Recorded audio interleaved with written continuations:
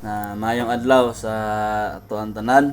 Mm, sa mga di namin gid na mapugnan nga ang tanan gusto magpapili diha sa atong barangay para magsilbi, magserbisyo sa katawhan sa atong barangay. So sa mga nanagan, good luck.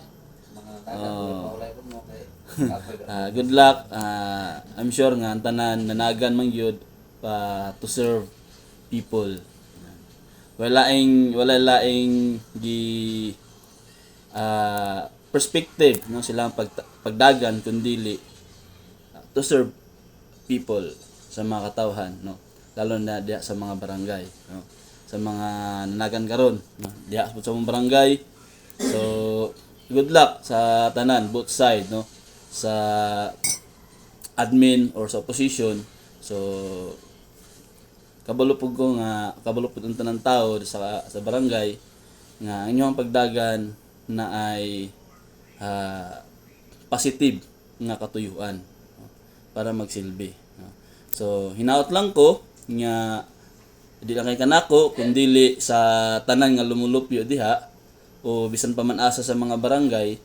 Ang hinaot lang pud mi nga kaming mga katawhan nga unta kung makalingkod na mo kung makalingkod na pud mo, so ayaw pud ninyo isipa nga katong wala mi boto sa inyo dili ninyo timanon. Kayo sahay manggod makalingkod na nya kay kaning isang katawhan nga wala ming boto sa imuha na imo na kan dili na pud nimo pansinon. So dili ako alang mga panghangyo o mga panghinaot nga giampo nako sa Ginoo nga unta ang pagserbisyo ninyo sa katawhan pantay-pantay ba no, nga walay pinalabi. Abi kay wala siya mibuto sa inyo ha, dili lang pud nato siya timanon. So dili pod kay ang rule manggod sa mga liderato no, masigsikin sa pana siya diha either nimbuto man siya sa imuha o wala ato gid siya nga timanon. Nga naman kay kami ug ikaw kitang tanan nagbayad tag buhis no. So hinaot ko nga dili ta managbangi kung dili atong yung ano ng katawhan no, makadiyos mo man inyong kuanan, makadiyos, makatao, makakalikasan. Muna nga naay makatao imposible man pud kaayo pud nga ikaw mahimo kang makatao dili pud ka makadiyos. So vote wisely. Kita pud nato tong kandidato nga manadlokon pud sa Ginoo no. So good luck, hapit na mig pinili ay so sa mga katawhan nato diha sa Barangay Tagbaros.